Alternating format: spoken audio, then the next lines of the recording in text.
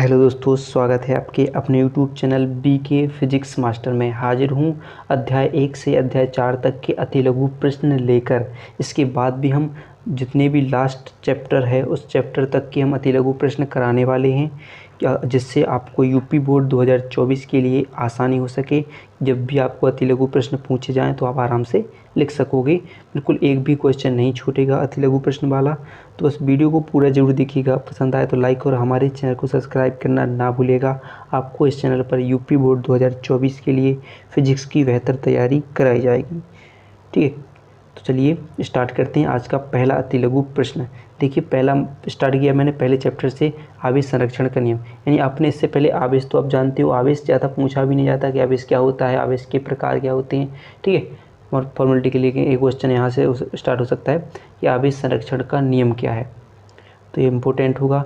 तो आवेश का संरक्षण का नियम है, आवेश को ना तो हम उत्पन्न कर सकते हैं और ना ही नष्ट कर सकते हैं, केवल एक रूप से दूसरे रूप में परिवर्तित कर सकते हैं। तो वही है कि विद्युत आवेश ना तो उत्पन्न किया जा सकता है और ना ही नष्ट किया जा सकता है। विद्युत संरक्षण का नियम क्या बताता है कि ना तो आवेश को हम उत्पन्न कर सकते हैं ना ही नष्ट कर सकते हैं, केवल एक रूप से दूसरे रूप में परिवर्तित कर सकते हैं और बना सकते हैं। ठीक है, फिर इसके बाद जो इस चैप्टर का अगला इंपॉर्टेंट क्वेश्चन होगा कूलाम का नियम। बहुत ही इंपॉर्टेंट क्वेश्चन होगा। तो कूलाम का नियम क्या होता है, दो स्थिर बिंदु आवेशों के बीच, यानी मान लेते हैं जैसे आप देखेंगे कि दो स्थिर बिंदु आवेश, एक बिंदु हो गया ए और एक बिंदु हो गया आपका बी। दो स्थिर बिंदु आवेशों के बीच लगने वाला आकर्षण अथवा प्रतिकर्षण बल, यानी इन दोनों बिंदुओं पर कोई एक बल कार्य कर रहा है, आकर्षण अथवा प्रतिकर्षण बल, दोनों आवेशों की मात्राओं के गुणनफल के अनुक्रमानुपाती। यानी इन पर हो गया एक आवेश ए है, एक आवेश ए यानी इस पर Q1 और इस पर आवेश Q2 है।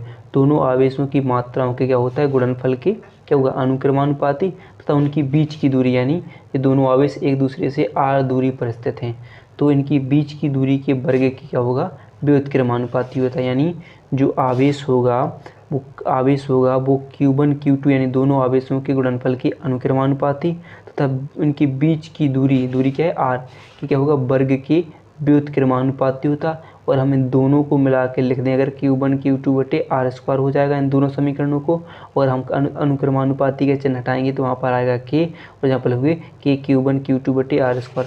जहाँ पर अगर मान सकते हो, अगर आप और आगे करना चाहो तो k का मान होता है 1/4 पाई एप्सिलॉन नॉट। तो अगर हम पूरा सूत्र बन जाए, अगर हम इस k की जगह क्या लिख दें 1/4 पाई एप्सिलॉन नॉट, तो दो बिंदु आवेशों के बीच लगने वाले बल का सूत्र बन जाएगा 1/4 pi epsilon not into Q1 Q2 बटे r²। ये दो बिंदु आवेशों के बीच लगने वाले बल का सूत्र बन जाएगा। ठीक है, अगला क्वेश्चन देख लेते हैं। कूलाम को परिभाषित कीजिए, यानी एक कूलाम को परिभाषित कीजिए। तो परिभाषा क्या होगी कि यदि किसी चालक में 1 एम्पियर की धारा, क्या है, 1 एम्पियर की धारा 1 सेकंड तक प्रवाहित हो, तो उस चालक से गुजरने वाला विद्युत आवेश, यानी गुजरने वाले आवेश की मात्रा क्या होगी, 1 कूलाम होगी। क्या होगी कि यदि किसी चालक में 1 एम्पियर की धारा कितने सेकंड तक प्रवाहित हो रही, 1 सेकंड तक प्रवाहित हो रही हो, तो उस चालक से गुजरने वाला आवेश की मात्रा कितनी होगी, 1 कूलाम होगी। तो यानी 1 कूलाम बराबर 1 एम्पियर गुणे 1 सेकंड। यानी यहाँ पर ऐसे लिख सकते हैं, कूलाम को लिखते हैं हम C से, धारा को लिखते हैं A से, एम्पियर को और सेकंड को लिखते हैं S से। तो ये हो जाएगा आपका 1 कूलाम का वो परिभाषा हो जाएगी। फिर होता है कि निर्वात की वैद्युतशीलता का मात्रक एवं विमीय सूत्र। निर्वात की वैद्युतशीलता को बोलते हैं एप्सिलॉन नॉट, तो इसका मात्रक होता है कूलाम स्क्वायर बटे न्यूटन मीटर स्क्वायर, और विमा होती m-1 L-3 T4A2। इसकी क्या हो जाती है, निर्वात की वैद्युतशीलता की विमा हो जाती है और मात्रक हो जाता है। फिर अगला देखिए, किसी माध्यम के परावैद्युतांक से आप क्या समझते हैं। तो हो जाएगा पराविद्युत माध्यम की वैद्युतशीलता तथा निर्वात की वैद्युतशीलता के अनुपात को पराविद्युत माध्यम का परावैद्युतांक कहते हैं। यानी और इसे हम किससे प्रदर्शित करते हैं, k से प्रदर्शित करते हैं। तो कोई पराविद्युत माध्यम की वैद्युतशीलता क्या होगी, एप्सिलॉन, और निर्वात या वायु की वैद्युतशीलता क्या होगी, एप्सिलॉन नॉट। इन दोनों के अनुपात को क्या बोला जाता है, परावैद्युतांक कहा जाता है। ठीक है, क्या बोला जाता है, परावैद्युतांक कहा जाता है। फिर अगला क्वेश्चन देखिए, प्रश्न नंबर 6 है कि दो बिंदु आवेशों के बीच लगने वाले बल का सूत्र। तो ये हम निकाल चुके हैं कूलाम के नियम के। तो F बराबर 1/4 pi epsilon not into Q1 Q2 बटे r²। या आप चाहो तो क्या लिख सकते हो कि F बराबर जो आपका होगा, देखिए पहले लिखते हैं 1/4 पाई एप्सिलॉन नॉट का मान होता है 9.0 × 10⁻9 इंटू क्या हो जाएगा Q1 Q2 बटे R स्क्वायर। ऐसे भी आप इसको लिख सकते हो, दो बिंदु आवेशों के बीच लगने वाले बल के सूत्र को। फिर देखिए अब है आवेशों के अध्यारोपण का सिद्धांत। क्या है आवेशों के अध्यारोपण का सिद्धांत? तो ये भी इम्पोर्टेंट क्वेश्चन होगा अतिलघु का। तो यदि किसी निकाय में अनेक आवेश हों तो उनमें से किसी एक आवेश पर बल अन्य आवेशों के कारण अलग अलग बलों के वेक्टर योग के बराबर हो तो उसे अध्यारोपण का सिद्धांत कहा जाता है। यानी बात कर रहे हैं कि कोई मान लीजिए कोई एक आवेश है और इस आवेश पर अलग अलग आवेशों के कारण कोई बल लगे तो उन बलों का सदिश योग यानी वेक्टर योग, यानी जो इन पर F1 में Q1 आवेश के कारण मान लीजिए Q1 है, एक Q2 है, तो Q1 पर बल क्या काम करेगा F1, ऐसे इस पर F2, तो उनके अलग अलग बलों के सदस्य योग के क्या होता है वो बड़ा सदस्य योग यानी वेक्टर के योग की। तो भाई बोल रहे कि यदि किसी एक निकाय में अनेक आवेश हों तो उनमें से किसी एक आवेश पर बल अन्य आवेशों के कारण अलग अलग बलों के वेक्टर योग के बराबर होता है। तो कोई एक आवेश यानी जो हम मान लेते हैं एक Q आवेश है तो उस पर बल क्या है F, Q1 पर मान लेते हैं Q1 आवेश है तो उस पर बल क्या होगा F1, ऐसे Q2 आवेश होगा तो F2, ऐसे Q3 आवेश है तो अलग अलग आवेशों पर अलग अलग बल लगेंगे तो उनका सदिश योग किसके बराबर होता है, किसी एक आवेश पर लगने वाले बल के योग के बराबर हो जाता है। यही क्या होता है अध्यारोपण का सिद्धांत हो जाता है। चलिए तो अगला प्रश्न देख लेते हैं। अगला देखिए वैद्युत बल रेखाएं क्या हैं। वैद्युत बल रेखाएं क्या होती हैं? तो वैद्युत बल रेखा वैद्युत क्षेत्र में खींचा गया वह काल्पनिक और निष्कोण वक्र है जिस पर एक स्वतंत्र एवं पृथक एकांक धनावेश चलता है। वे क्या कहलाती हैं? वैद्युत बल रेखाएं कहलाती हैं। फिर देखिए अगला कि वैद्युत बल रेखाओं के कोई दो गुण पूछ लिए जाएं तो आप क्या लिखोगे? ये रेखाएं धनावेश से चलकर ऋणावेश पर समाप्त होती हैं। ऐसे देखेंगे आप कि ये होता है धनावेश और ये हो गया ऋणावेश। तो ये रेखाएं धनावेश से निकलकर कहाँ पर ऋणावेश पर समाप्त होती हैं। धनावेश पर निकलेंगी और ऋणावेश पर समाप्त होती हैं। कोई भी दो बल रेखाएं परस्पर काट नहीं सकती, यानी अगर कोई भी दो बल रेखाएं चल रही हैं तो भी एक दूसरे को कहीं पर भी नहीं काटेंगी। ठीक है, तो हो जाते हैं उनके दो गुण हो जाते हैं। फिर देखिए अगला क्वेश्चन बहुत ही इंपॉर्टेंट शॉर्ट क्वेश्चनों में कि वैद्युत क्षेत्र की तीव्रता किसे कहते हैं। तो वैद्युत क्षेत्र की तीव्रता क्या होती है? वैद्युत क्षेत्र में किसी बिंदु पर रखे परीक्षणावेश पर लगने वाले बल तथा परीक्षण आवेश के मान की निष्पत्ति या आप कह सकते हैं अनुपात को उस बिंदु की वैद्युत क्षेत्र की तीव्रता कहते हैं। क्या हुआ कि वैद्युत क्षेत्र के किसी बिंदु पर रखे परीक्षण आवेश और उस पर लगने वाले बल तथा परीक्षण आवेश के अनुपात को वैद्युत क्षेत्र की तीव्रता कहते हैं। यानी इसके लिए सूत्र क्या हो जाएगा? E बराबर F/Q0। Q0 क्या होगा? आपका परीक्षण आवेश होगा। वैसे ही वैद्युत क्षेत्र की तीव्रता को E से प्रदर्शित करते हैं।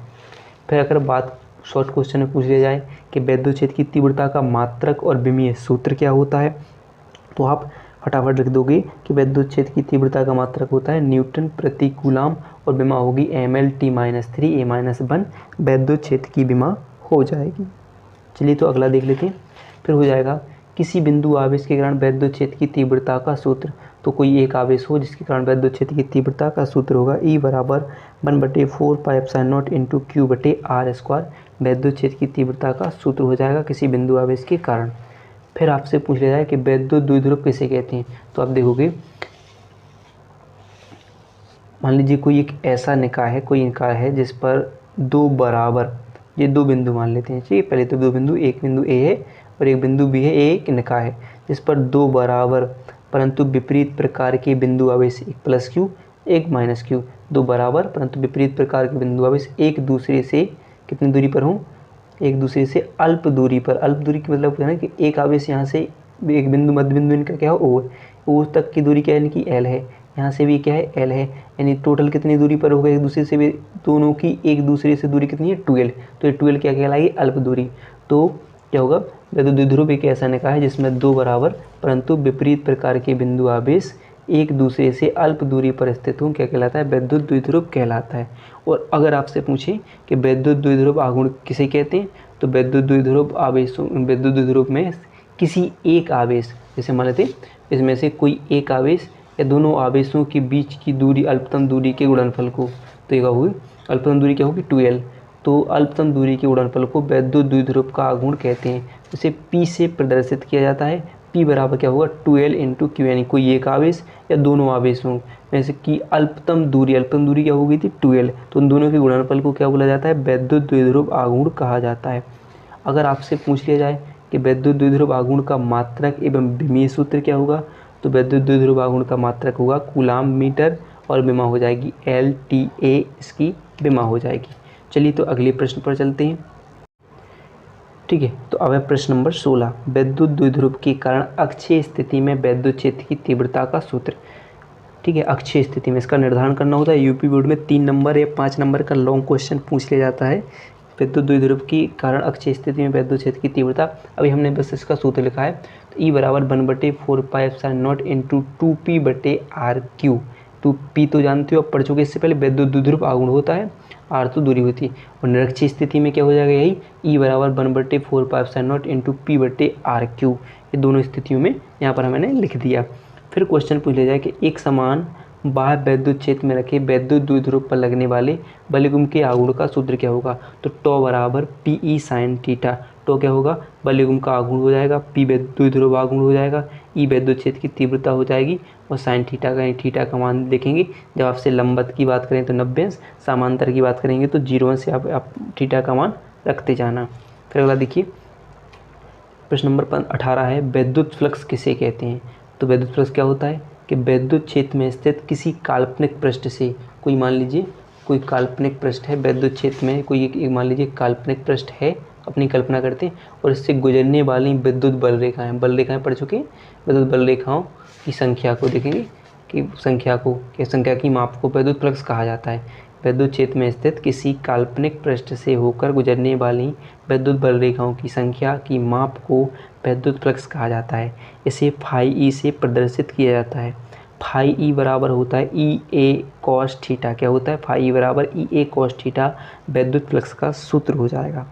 ठीक है, अगर वीडियो पसंद आ रही हो तो लाइक ज़रूर कीजिएगा और चैनल को सब्सक्राइब भी जरूर कीजिए अगर हमारे चैनल पर आप नए हो तो।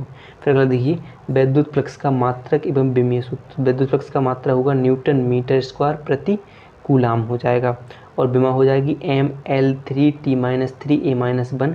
किसकी विमा हो जाएगी, वैद्युत फ्लक्स की विमा हो जाएगी।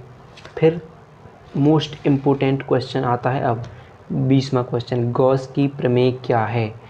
गॉस प्रमेय या तो निर्धारण करने के लिए पूछ लिया जाएगा, या आपके लिए सिर्फ प्रमेय पूछ ली जाएगी।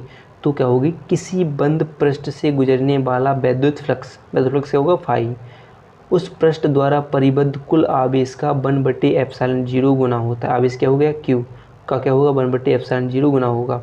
ठीक है, जैसे फाई ई वैद्युत फ्लक्स है और उससे गुजरने वाला आवेश क्या है, Q है, तो उसका 1/ε0 गुना होता है किसी बंद पृष्ठ से। जैसे विद्युत फ्लक्स गुजर रहा है तो ये बंद पृष्ठ है, इस बंद पृष्ठ से गुजरने वाला विद्युत फ्लक्स उस पृष्ठ द्वारा परिबद्ध कुल आवेश का 1/ε0 गुना होता है। ये हो जाती है गॉस की प्रमेय हो जाएगी। फाई ई बराबर Q/ε0 हो जाएगी गॉस की प्रमेय। फिर अगला देखिए, आवेश का रेखीय घनत्व किसे कहते हैं। तो क्या होगा, प्रति एकांक लंबाई पर वितरित आवेश का रेखीय घनत्व कहा जाता है। इसे हम लैम्डा से प्रदर्शित करते हैं। कोई रेखा हो और इस रेखा पर वितरित आवेश को क्या कहा जाता है, रेखीय आवेश घनत्व कहा जाता है, और इसे लैम्डा से प्रदर्शित करते हैं Q/L, इसका सूत्र हो जाएगा। ठीक है, अगला देखिए, आवेश का पृष्ठ घनत्व। इसमें अभी बात कर रहे थे कि इस पर एक कोई तार हो, इस पर लंबा चालक तार हो, और इस पर किसकी बात की जाए, कोई पृष्ठ चादर पर यानी किसी पृष्ठ पर वितरित क्षेत्रफल की बात की जाएगी। तो किसी पृष्ठ के प्रति एकांक क्षेत्रफल पर विद्यमान आवेश को आवेश का पृष्ठ आवेश घनत्व या आवेश का पृष्ठ घनत्व कहते हैं। इसे सिग्मा से प्रदर्शित किया जाता है। सिग्मा बराबर होता है Q/A, किसका सूत्र हो जाएगा, आवेश के पृष्ठ घनत्व का सूत्र हो जाएगा। तो चलिए बढ़ते हैं हम अगले क्वेश्चन की तरफ। चलिए तो देखते हैं, चैप्टर नंबर 3 से क्वेश्चन होगा कि विद्युत विभव किसे कहते हैं। ये भी बहुत मोस्ट इम्पोर्टेंट क्वेश्चन है, तो इसे भी आप देखेंगे कि विद्युत विभव किसे कहते हैं। तो किसी परीक्षण आवेश को अनंत से किसी बिंदु तक लाने में किया गया कार्य तथा परीक्षण आवेश के अनुपात को विद्युत विभव कहा जाता है। ठीक है, किसी परीक्षण आवेश को अनंत से लाने में किया गया कार्य तथा उस परीक्षण आवेश के अनुपात को विद्युत विभव कहा जाता है। इसे V से प्रदर्शित करते हैं। V बराबर W/Q0, Q क्या हो गया कार्य और आप परीक्षण आवेश क्या होगा, Q0 हो जाएगा। ठीक है, ये हो जाएगा विद्युत विभव की डेफिनेशन हो जाएगी। फिर देखेंगे विद्युत विभवांतर की बात करें तो सेम वही काम, कि इसमें क्या होगा, लेकिन दो बिंदुओं की बात की जाएगी कि विद्युत क्षेत्र में स्थित किसी धन परीक्षण आवेश को, किसको, धन परीक्षण आवेश को एक बिंदु से दूसरे बिंदु तक ले जाने में किए गए कार्य तथा धन परीक्षण आवेश के अनुपात मान की निष्पत्ति अनुपात को बिंदुओं के बीच का विभवांतर कहा जाता है। यानी मानते एक बिंदु ए है और एक बिंदु बी है, यानी इस पर किसी आवेश को लाने में जो कि एक बिंदु यानी बी से अगर हम ए तक आवेश को ला रहे हैं तो उसमें किया गया कार्य और उस आवेश के अनुपात को क्या बोला जाएगा, विद्युत विभवांतर कहा जाएगा। यानी V A minus V B बराबर W/Q0 इसका सूत्र हो जाएगा। अब आपसे पूछा जाए कि विद्युत विभव तथा विभवांतर का मात्रक या विमा क्या होगी, तो मात्रक की बात करें जूल प्रति कूलाम, या इसका मात्रक एक और हो जाता है वोल्ट, लिख सकते हो, क्या होता है, वोल्ट भी इनका मात्रक हो जाता है। विद्युत विभव या विभवांतर का एक और मात्रक हो जाता है। और विमा की बात की जाए तो ml² T-3 A-1 किसकी हो जाती है, दोनों की विमा सेम होती है और मात्रक भी सेम होता है। अब क्वेश्चन आ जाए कि एक इलेक्ट्रॉन वोल्ट को परिभाषित कीजिए, तो क्या होगा, एक इलेक्ट्रॉन वोल्ट वह ऊर्जा या गतिज ऊर्जा कह सकते हैं जो कि कोई इलेक्ट्रॉन 1 वोल्ट विभवांतर द्वारा त्वरित होने पर अर्जित करता है, क्या कहलाती है, एक इलेक्ट्रॉन वोल्ट की परिभाषा होती है। तो एक इलेक्ट्रॉन वोल्ट बराबर होता है 1.6 × 10⁻⁻19 जूल, इसका मान हो जाता है। ठीक है, अगला देखिए समविभव पृष्ठ, बहुत इंपॉर्टेंट क्वेश्चन होगा। समविभव पृष्ठ किसे कहते हैं, तो समविभव पृष्ठ की बात करते हैं तो कोई भी एक ऐसा पृष्ठ जिसके प्रत्येक बिंदु पर विभव समान हो। कोई मान लीजिए एक ऐसा एक पृष्ठ है इसके प्रत्येक बिंदु पर विभव क्या हो, समान हो, क्या कहलाएगा, समविभव पृष्ठ कहलाता। तो कि किसी विद्युत क्षेत्र में स्थित वह पृष्ठ जिसके सभी बिंदुओं पर विद्युत विभव बराबर या समान हो, क्या कहलाता है, समविभव पृष्ठ कहलाता है। फिर क्वेश्चन हो जाएगा विद्युत स्थितिज ऊर्जा, तो आवेशों के किसी निकाय की स्थिर विद्युत स्थितिज ऊर्जा उस कार्य के बराबर होती है जो उन आवेशों को अनंत से परस्पर समीप लाकर निकाय की रचना करने में किया जाता है।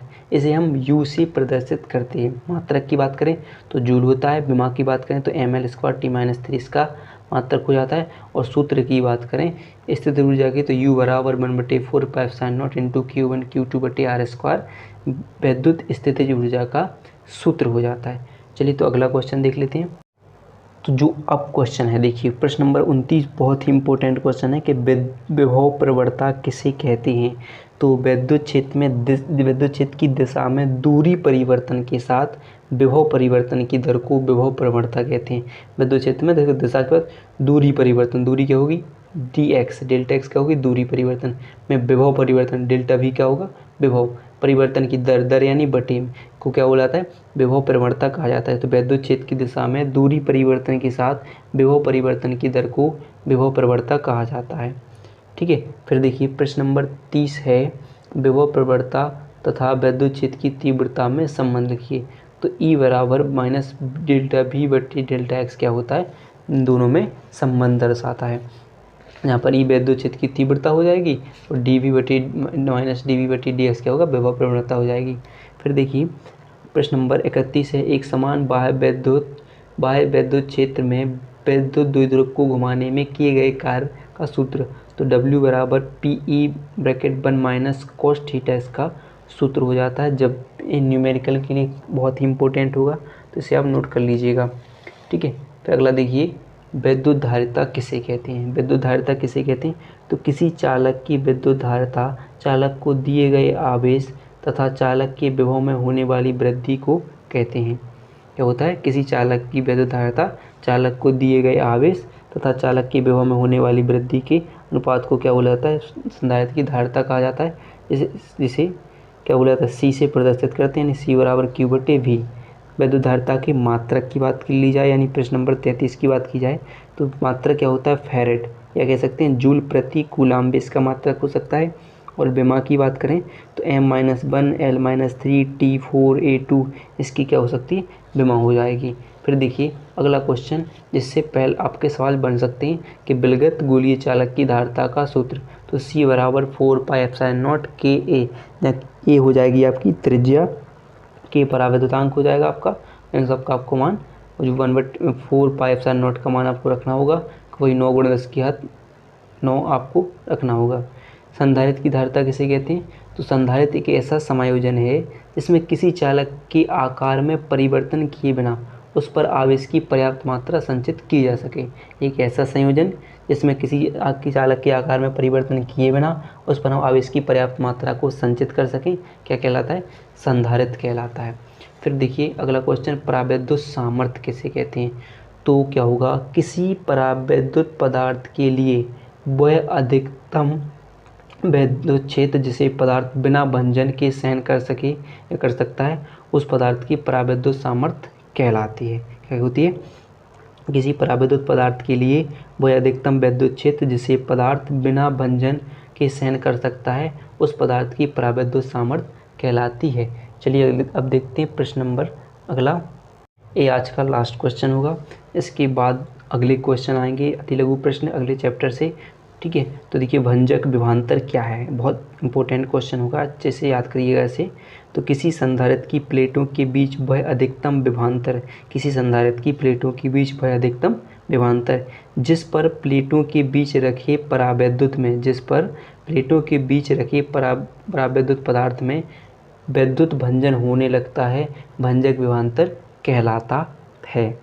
क्या कहलाता है? भंजक विभवांतर कहलाता है। ये हो जाएगा हमारा लास्ट क्वेश्चन। अगर वीडियो पसंद आई हो तो वीडियो को लाइक और चैनल को सब्सक्राइब करना ना भूलिएगा।